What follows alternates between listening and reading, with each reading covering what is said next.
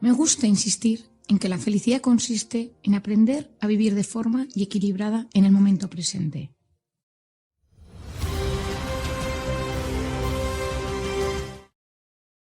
La felicidad no es lo que nos pasa, sino cómo interpretamos lo que nos pasa. Depende de la forma en la que asimilamos una realidad y nuestra capacidad de orientar o enfocar dicha asimilación es clave para poder ser felices. Por lo tanto, de lo que aquí vamos a hablar es de tu capacidad de elegir. De elegir felicidad en vez de infelicidad. Desde el inicio de este podcast hemos tratado el dolor, el sufrimiento, los traumas y las heridas más profundas. No vengo a negarte el mundo real, pero sí aprender a disfrutar en la medida de lo posible a pesar de los pesares. Tu realidad depende de cómo decides percibirla. Entiendo que a veces nos sorprende este mensaje o nos mostramos reticentes o activamos una cierta resistencia y surgen mil frases. Ya lo he intentado todo, mi vida es muy dura, mis condiciones económicas son terribles, mi infancia fue horrible, qué fácil es decirlo y qué difícil conseguirlo. Si tú decides rechazar, agarrarte lo bueno de tu vida por pequeño que sea, estás dándote por vencido en la lucha más decisiva de tu existencia. La vida es un sumatorio de alegrías, placeres, emociones, es mucho más. También depende de haber conseguido superar las dificultades de la vida para poder seguir creciendo. Si negamos o bloqueamos constantemente el sufrimiento, nuestra mente pierde la capacidad de haber afrontado y haber superado. No significa entrar en un barro tóxico e intentar enfrentarse a todas y cada una de las batallas que se nos presenten, sino aprender a gestionar los malos momentos. Conozco mucha gente que no sabe enfrentarse a los conflictos, a las emociones negativas, y que como vía de escape las anula de forma automática e inconsciente. Eso conlleva un riesgo, porque la evitación constante de lo negativo te lleva a perderte una parte de la vida y a desconectar muchas veces del sufrimiento de los que te rodean. Cada pensamiento genera un cambio mental y fisiológico en nuestro organismo. No lo olvides, porque si eres de aquellos de los que sufren, que pierden el control de sí mismos, que quieren conocerse mejor, entender este procedimiento te va a ayudar mucho.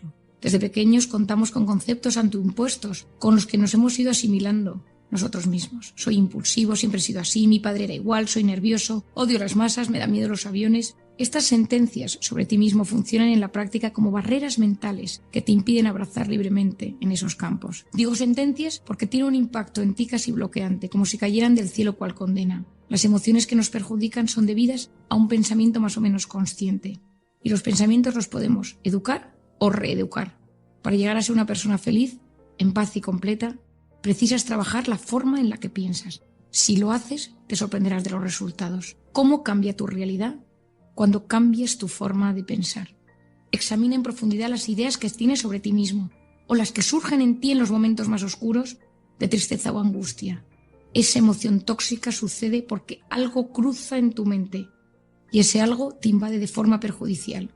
No es fácil, existen los automatismos, reacciones que brotan de forma involuntaria porque llevan toda la vida haciéndolo ante ciertos estímulos o pensamientos. Es complejo desligarse de los debería que se han colado en el comportamiento desde hace tiempo. Podemos educar la mente y regular nuestras emociones. Pensemos, por ejemplo, en ir en bicicleta. Cuando uno se sube a una bicicleta por primera vez, en general usa ruedines laterales para evitar caerse. A medida que uno pierde el miedo, se atreve a coger más velocidad, a bajar cuestas e incluso a soltar una mano del manillar. Un día quitas las ruedas accesorias y luchas contra el equilibrio. Piensas que no podrás, que te caerás. Quizás sí sucede y de golpe lo has conseguido. Puede que pasen meses o años y que subas de nuevo a la bicicleta sin necesidad de volver a pasar por los ruedines porque tu mente ya sabe hacerlo. En la educación de los pensamientos sucede algo parecido. Lógicamente no es un proceso tan sencillo, pero ejercitar la mente tiene un efecto extraordinario en la forma que percibimos la realidad. Si cada vez que vas a ir en bici o a coger un coche o a esquiar solo piensas en las ocasiones en las que te caíste o tuviste un accidente, acabarás evitando esas actividades por el desgaste mental que te suponen. Esa es la causa por la cual un pensamiento se transforma en una certeza limitante cuando lo fundamentas de tal forma que se convierte en una excusa para evitar hacer algo. Tienes que abandonar tu rol de víctima. Tenemos que abandonar el rol de víctimas para empezar a ser el protagonista de nuestras vidas. Hoy te voy a presentar un esquema que te puede ayudar a entender y a mejorar la forma en la que interpretas la realidad. Siempre digo que la felicidad no es lo que nos pasa, sino cómo interpretamos lo que nos pasa. Un día puede llegar un hijo a casa con un suspenso, pero nos han aumentado el sueldo y que ese suspenso no nos afecte. Otro día puede ser que nuestro hijo traiga un suspenso, pero hemos tenido un mal día en el trabajo y le gritamos o tenemos un mal gesto con nuestro hijo. Por eso es muy importante entender que las cosas son, y hay cosas que son buenas, son malas, pero hay muchas cosas que dependen de una serie de factores. El primero es el sistema de creencias. ¿En qué consiste tu sistema de creencias? Está basado en ideas prefijadas sobre la forma de ver la vida y el mundo que te rodea y lo que crees de ti mismo, bien porque has llegado tú solo a esa conclusión o porque desde niño o porque de adulto no han parado de repetírtelo. Soy así, siempre he tenido mal despertar, me cuesta la gente, no me gusta viajar, no me gusta conocer países nuevos, me dan miedo los deportes. Esas creencias son opiniones que tenemos sobre los diferentes aspectos de la vida. Están íntimamente ligadas a la manera que tenemos de interpretar el mundo y pueden ser conscientes, es decir, me doy cuenta, o inconscientes porque llevan toda la vida ahí. Ese sistema de creencias nos hace ser muchas veces menos tolerante con las cosas. Hasta el más tolerante tiene un sistema de creencias. Cosas se activan en nuestro interior cuando hablan de temas religiosos, políticos, sociales, económicos. Alguien viene y nos cuenta que ha ganado dinero y que se ha comprado una casa en la playa y eso no nos deja indiferentes y dependerá de nuestro sistema de creencias, cómo nosotros reaccionemos ante ese comentario. Fíjate, es muy interesante en las conversaciones entender cómo te sientes. Hace unos días tuve una cena con muchos amigos, de diferente perfil político y de diferente perfil social. Y cada uno hablaba de lo que opinaba de la guerra de Ucrania, del COVID, de los temas económicos, de la política actual en España. Y yo me di cuenta que uno de los que estaba sentado en la mesa se empezaba a enfadar, porque era incapaz de aceptar que otro estuviera hablando de ideas que eran contrarias a las suyas. Finalmente se levantó, dijo que se encontraba mal y se marchó de la cena.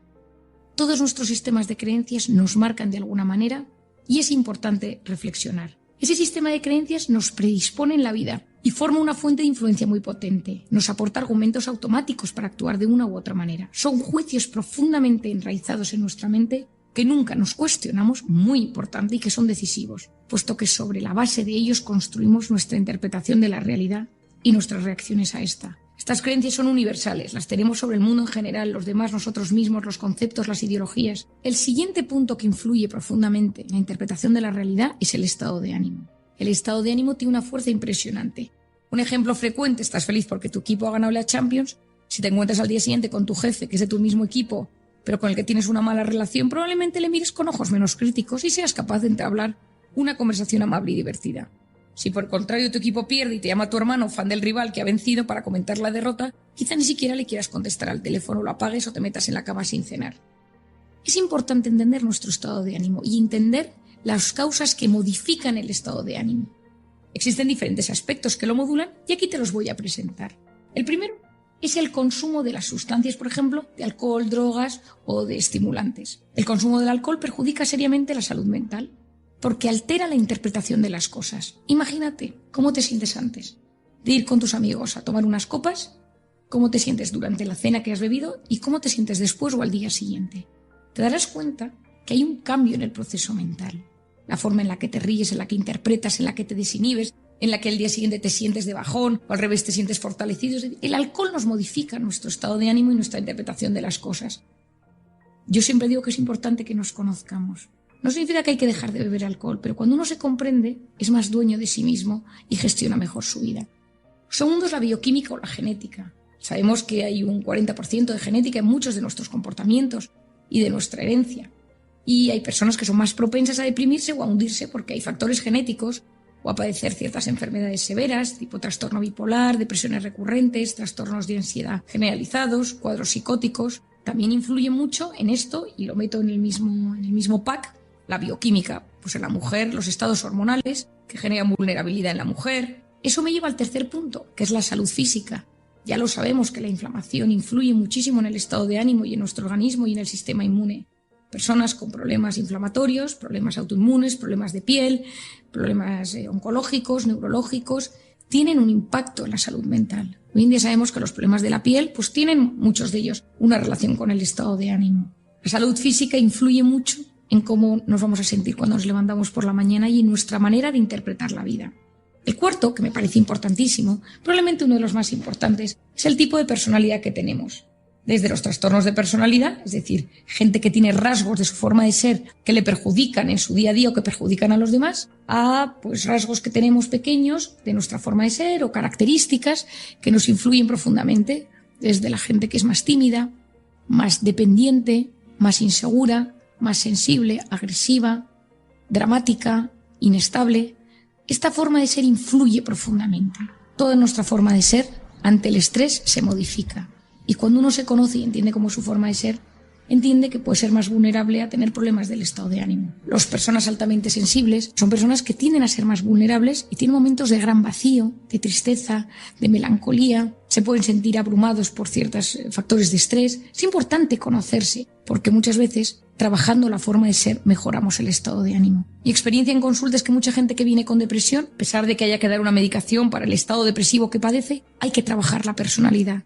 Porque trabajando su personalidad ayudaremos a que no vuelva a recaer en esa depresión cuando vuelvan a surgir factores de estrés que le alteren. Y finalmente, el sueño. Es muy importante el sueño. Pasamos un tercio de nuestra vida en los brazos de Morfeo y hay que cuidarlo. Hoy en día hay un enorme problema de sueño reparador. Hay problemas porque muchas personas tienen despertares demasiado frecuentes a lo largo de la noche, se acuestan muy cerca de las pantallas y el sueño no es tan reparador como debería. Cuando dormimos bien, reparamos nuestro sistema inmune, entramos en el sistema nervioso parasimpático y eso nos ayuda a encontrarnos mucho mejor al día siguiente. Tenemos más capacidad para memorizar, para estudiar, para entender las cosas y estamos menos irritables. La noche da como un contexto a las cosas que nos han sucedido en el día a día y en el sueño REM, que es donde se mueven los ojos rápidamente, se procesa mucha la información que ha sucedido. También el contenido del sueño, tener pesadillas o soñar constantemente con temas angustiosos, demuestra que algo durante a lo largo del día no nos está sentando bien. Las personas que no duermen bien, al día siguiente, cuando se levantan, están más irritables y su estado de ánimo es mucho peor. A nivel del sueño, temas importantes. Intenta prescindir de los dispositivos al menos 1 hora antes de dormir, porque la luz que desprenden al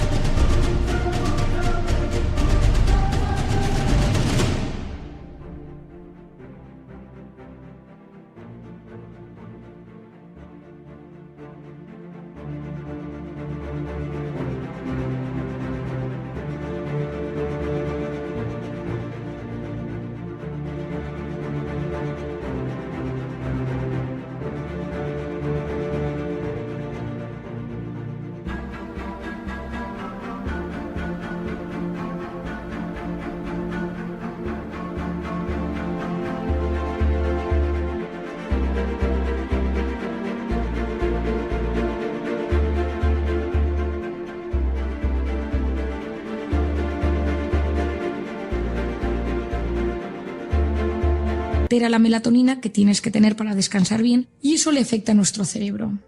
También ten cuidado con los estímulos emocionales. No llames a tu madre, a tu abuela, a tu tío, a tu cuñado por la noche si sabes que es una persona que te perturba la conversación que puedes tener con él o con ella.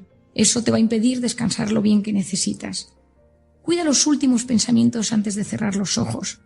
Soy muy fan de dar las gracias, de hacer un pensamiento de meditar, de pensar en algo positivo que ha sucedido a lo largo del día, pensar en alguien a quien quieres profundamente. Esos pensamientos buenos, bonitos, antes de dormir, ayudan a poder descansar más profundamente. Ten cuidado con la rutina. A veces las rutinas son muy malas y uno de repente no se da cuenta y siempre entra a la cama a las 2 de la madrugada o se toma una Coca-Cola a las 10 de la noche. Es importante ser capaces de tener unas rutinas sanas de alimentación, de higiene del sueño, para poder descansar bien. La última cosa importante que yo creo que tenemos que aprender hoy sobre nuestro estado de ánimo depende de la actitud. La actitud previa a cualquier situación determina cómo o influye, muy importante, en cómo respondemos a ella. ¿Qué es la actitud? La actitud es la voz interior. La manera en la que me enfrento a una entrevista de trabajo, una cita amorosa, un examen, a la presentación de resultados de mi empresa. Todo eso influye de forma crucial en el resultado de las mismas. Hay gente que prefiere ir siempre pensando en lo peor para no ilusionarse en vano. Es cierto que de esta manera uno se sorprende en positivo al disfrutar de algo inesperado, pero sabemos que el cerebro se activa de forma impresionante al poner una actitud positiva como centro del comportamiento. No siempre es fácil y a veces es casi imposible porque la vida está siendo muy dura. Pero ese pequeño esfuerzo por intentar disfrutar de esas pequeñas cosas buenas que nos van sucediendo en el día a día ayuda a mantener nuestro sistema inmune un poquito más arriba.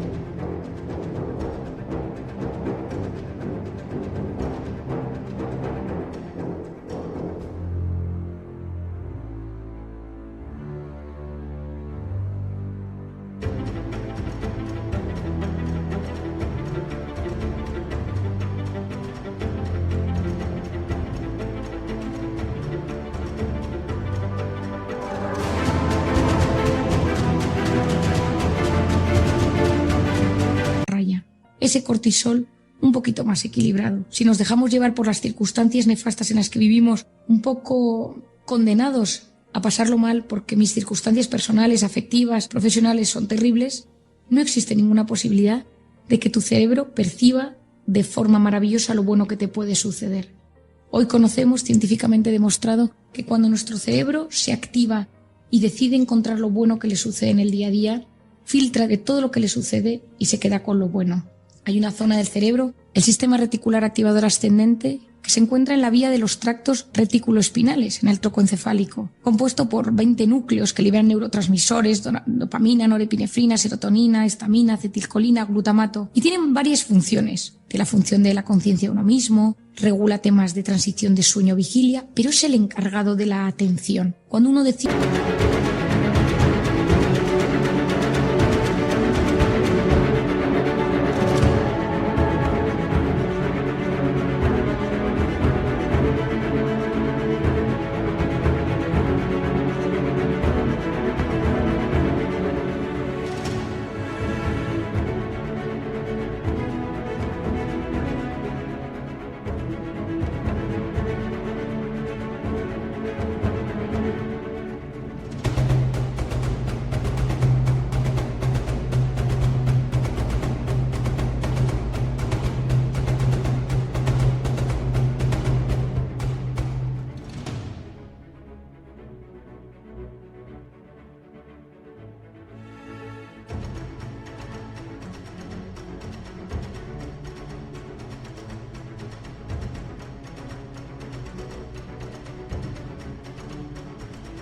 de prestar atención aumenta el flujo de sangre. Por eso yo explico que es el gran filtrador del cerebro. Cuando uno activa esta zona, cuando uno presta atención, cuando uno tiene ganas, se activa este sistema reticular activador ascendente y de todo lo que nos llega filtramos lo que nos gusta. Es decir, constantemente recibimos millones de bits de información y nuestro cerebro se queda con lo que más le gusta, con lo que el corazón le pide. Por eso se dice que lo que el corazón desea de verdad, la mente se lo acaba mostrando. Pero para eso hay que ilusionarse con cosas. Tener metas, tener objetivos.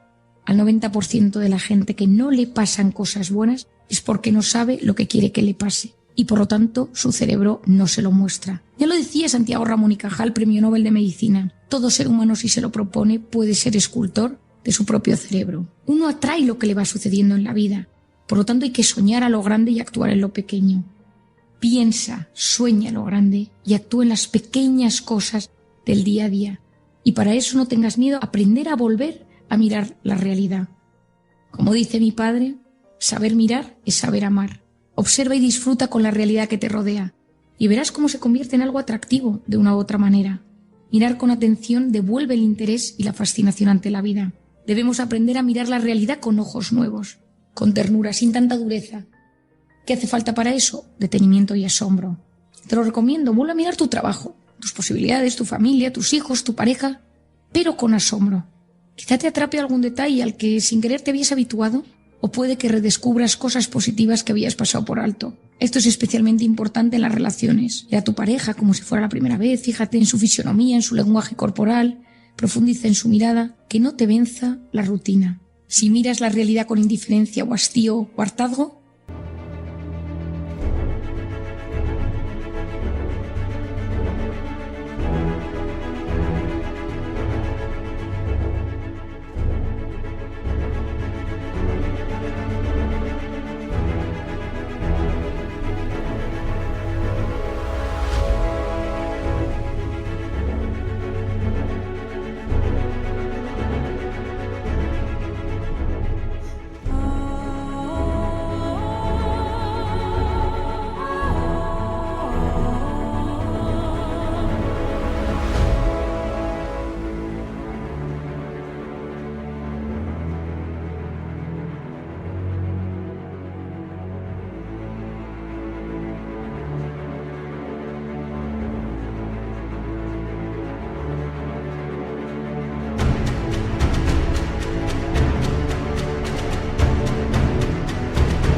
dando todo por sentado, sin detenerte en los matices, lo más probable es que te atasques siempre en lo mismo, que te quedes constantemente con lo negativo, con lo difícil o con lo que no tiene solución.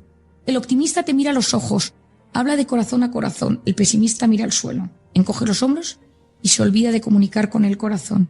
Fija tu atención, busca concentrarte. Y para ello sube la mirada, suelta el móvil de tus manos, contempla con ojos nuevos y con tu corazón esperanzado de que algo puede asombrarte. Para dominar la voluntad hace falta ser maestros de nuestra atención. Y para ello te pido que entrenes tu atención. Intenta fijarte en cosas positivas de tu entorno. Saborea el momento presente. Digo saborear porque a veces nos acostumbramos a las sensaciones provenientes de los sentidos y no les prestamos atención. Si comes una naranja, un plátano, un trozo de jamón, chocolate, disfrútalo. Esfuérzate en sentir olor, textura, sabor. En un parque atrévete a cerrar los ojos y enfocarte en tus sentidos del oído y del olfato. Con la música que no solo sea para distraerte. No la oigas, escúchala. Decide, toma las riendas de tu vida. Observa algo valioso, objetivamente bueno de tu entorno durante un minuto y repite cosas positivas sobre ello. Es un ejercicio que yo hago con mis hijos muchas veces. Hablar de alguien o de algo que ha sucedido y contar todo lo bueno que ha sucedido. Y no te olvides que la medicación ayuda, pero nunca es la única solución a tus problemas. Te empuja a mejorar, pero precisas trabajar tu mente para no recaer.